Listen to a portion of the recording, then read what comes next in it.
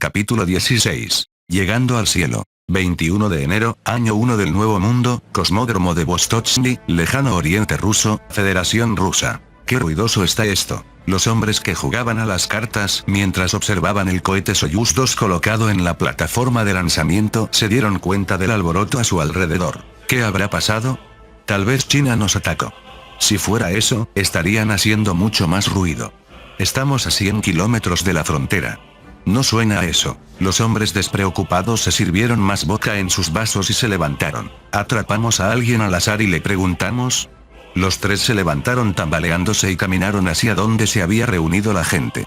Allí, un televisor mostraba un noticiero, y todos lo miraban fijamente. 21 de enero, año 1 del Nuevo Mundo, Songnanari, Beijing, República Popular China. Entonces, escuché que alguien se nos adelantó con el lanzamiento de un cohete. 2 personas estaban de pie, rodeadas por varios líderes, la cúspide de 1.200 millones de personas, sentados en sofás tan grandes que casi los engullían. Los rostros del director de la Administración Nacional del Espacio de China y del comisario político del Departamento de Desarrollo de Equipamiento del Ejército Popular de Liberación no eran buenos, pero no por haber sido reprendidos, sino por la intensa carga de trabajo de los últimos días. ¿Cómo es posible que después de gastar tanto presupuesto y personal para lograr el primer satélite artificial y el vuelo espacial tripulado en este planeta en nuestro país, se nos hayan adelantado? Otro miembro del Politburó habló, irritado por el silencio de los dos. Estábamos pensando en cómo explicarlo, pero por favor, miren esto primero. Diciendo esto, el director de la Administración Nacional del Espacio comenzó a reproducir un video en una tableta que había preparado. 21 de enero, año 1 del Nuevo Mundo, Radiodifusión Central de Corea. Con la bandera nacional ondeando en rojo y azul como telón de fondo, la estatua de Chojima, el caballo de 1000 li, que se dice que corre 1000 li en un día, se desvaneció. Una música grandiosa, que recordaba a la Unión Soviética, sonó, y se leyó el eslogan habitual. Luego comenzó la lectura de noticias, llena de calificativos excesivos. Bajo la guía del máximo representante del pueblo coreano, el Ejército Popular, poniendo todo su esfuerzo en la batalla de velocidad, logró lanzar con éxito el cohete Kwangminsk-4 en la madrugada de hoy, logrando la inserción en la órbita satelital del satélite Kwangminsk-4, el primero en la historia de la humanidad en este planeta. Para conmemorar este gran logro, una canción que alaba al máximo representante está siendo transmitida desde el satélite, dando a conocer esta gran hazaña al pueblo mundial y transmitiendo la victoria de la ciencia y tecnología coreana al mundo. Luego, las imágenes cambiaron para mostrar la escena del lanzamiento y un modelo del satélite. En resumen, era lo de siempre. 21 de enero, año 1 del Nuevo Mundo, Songnanari, Beijing, República Popular China. Un aire sutil flotaba entre los miembros del Politburó después de ver el video. Es decir, ¿qué? ¿Nos adelantó el máximo representante del pueblo gordo? Todos en la sala pensaron, tú no eres quien para hablar de gente gorda. Pero se mantuvieron callados por ser adultos. El Ejército Popular de Liberación confirmó el lanzamiento de un cohete desde Corea del Norte a esa hora, de hecho. ¿Y? Nuestro ejército concluyó, después de analizar la información del radar, que aunque la separación de la segunda etapa fue exitosa después del lanzamiento, la ignición falló, y todo se hundió en el mar. Un aire de, ¿en serio?, flotó en la sala. Entonces, esta transmisión es la propaganda falsa de siempre. Con esas palabras, el ambiente en la sala cambió a, bueno, no importa, olvidémoslo. Y bien, la razón por la que los llamé es, ¿cómo van los preparativos para el lanzamiento? El miembro del Politburó comenzó a hablar como si los hubiera llamado para eso desde el principio. Actualmente, en Jiuquan, estamos acelerando los preparativos para el lanzamiento de la nave espacial tripulada Shenzhou con el Larga Marcha 2.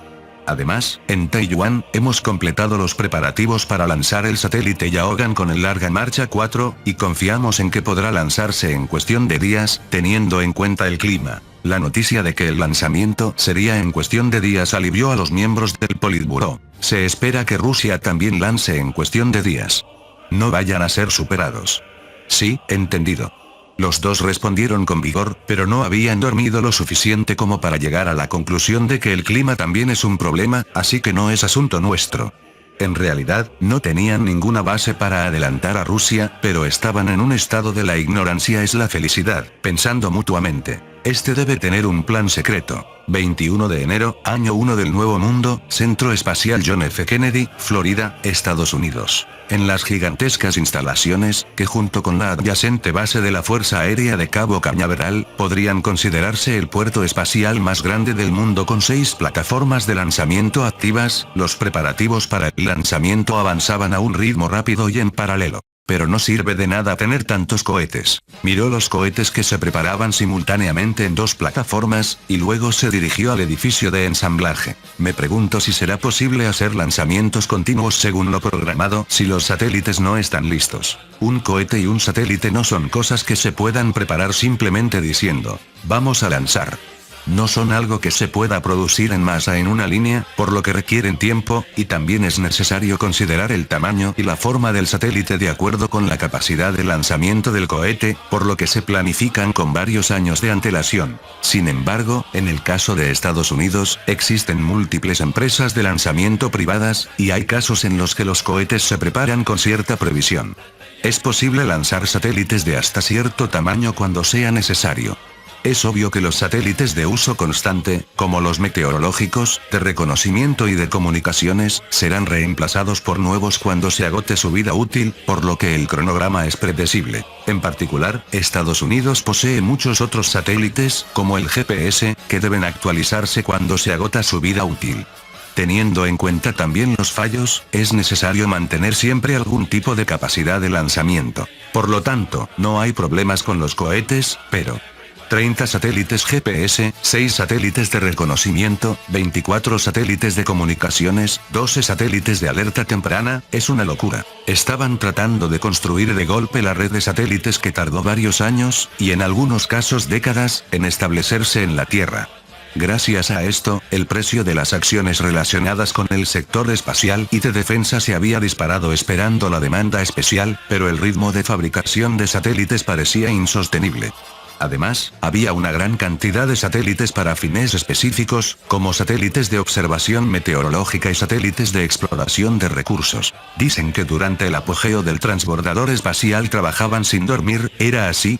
Mientras el ingeniero sonreía débilmente, los preparativos para el lanzamiento avanzaban constantemente a sus espaldas. 21 de enero, año 1 del Nuevo Mundo, base aérea de Chitose de la Fuerza Aérea de Autodefensa, Hokkaido, Japón. De repente, una sirena ensordecedora sonó en el hangar de alerta, y las luces rojas giratorias se encendieron.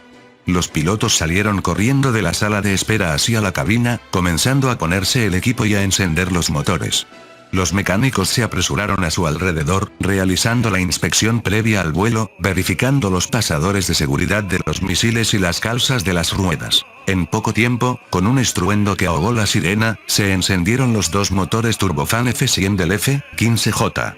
El avión salió deslizándose del hangar con las puertas a prueba de explosiones abiertas y se dirigió a la pista. Las aeronaves Scramble tienen la máxima prioridad en todas las rutas aéreas, por lo que básicamente solo necesitan despegar y volar siguiendo el control de interceptación.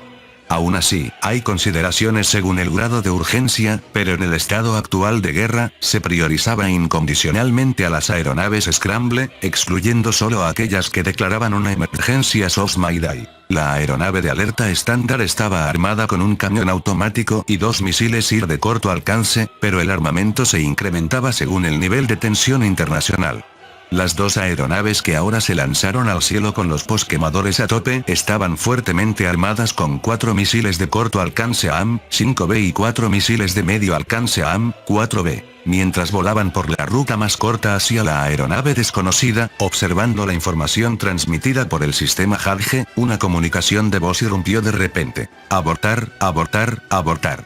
Chitose 203, manténganse en la estación de patrulla aérea de combate, CAP. Entendido, Roger. Normalmente, deberían haber avanzado hasta el antiguo mar de Ojotsk y derribar a la aeronave enemiga que intentaba incursionar en Hokkaido para reconocimiento o contacto, pero por alguna razón, recibieron una orden de cancelación del Centro de Comando de Defensa Aérea. Por cierto, al principio también se realizaba una patrulla aérea de combate sobre la ciudad de Esasi, pero se dejó de hacer porque el enemigo era una aeronave de hélice sin sigilo, por lo que había tiempo suficiente para interceptarla incluso después de que el sitio de radar de Wakanai la detectara, y se consideró un desperdicio de combustible. ¿Van a usar el misil SAM de medio alcance? El AM-5 es más barato que ese misil.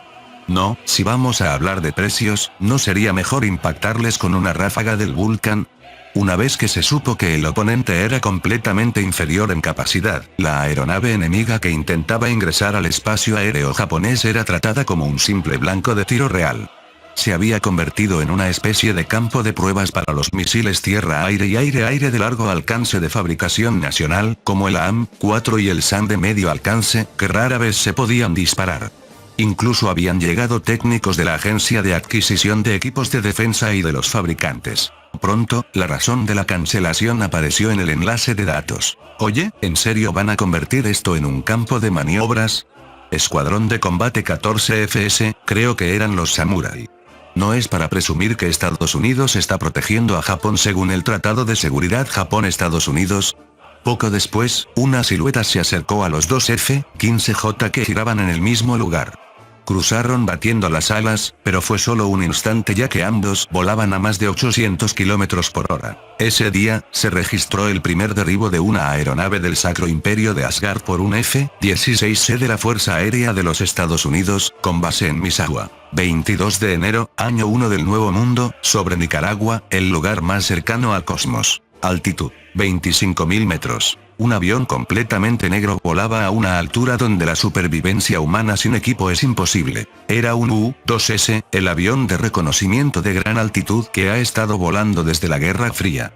Era uno de los pocos aviones que podía ver la curvatura de la Tierra, aunque muchos pilotos lamentaban que la curvatura se sintiera menos debido al aumento del tamaño del planeta. Enfocados en el cumplimiento de su misión, vestidos con trajes de vuelo especializados, casi espaciales, sus horas de vuelo se habían disparado desde la transferencia del mundo, ya que tenían que servir como sustitutos de los satélites de reconocimiento. Aunque la mayoría de los pilotos disfrutaban y estaban orgullosos de volar en la región que casi tenía un pie en el espacio, la fatiga era visible en todos ellos debido a la intensa carga de trabajo diaria.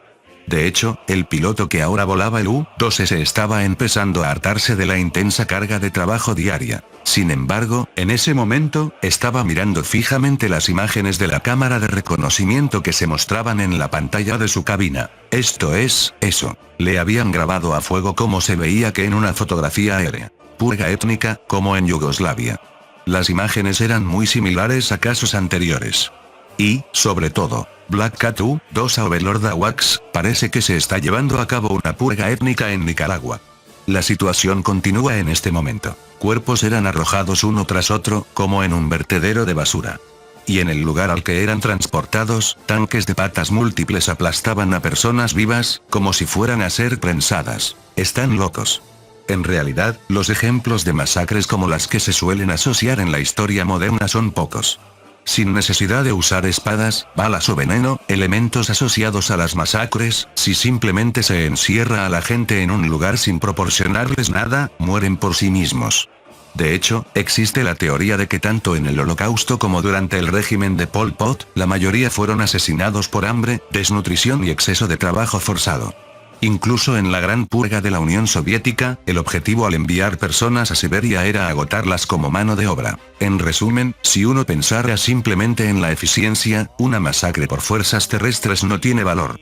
Sin importarles eso, los tanques de patas múltiples seguían pisoteando gente, y otros tanques de patas múltiples, parecidos a vehículos de ingenieros, arrojaban los cuerpos a un foso. Aún con esto, nuestro país seguirá mirando sin intervenir.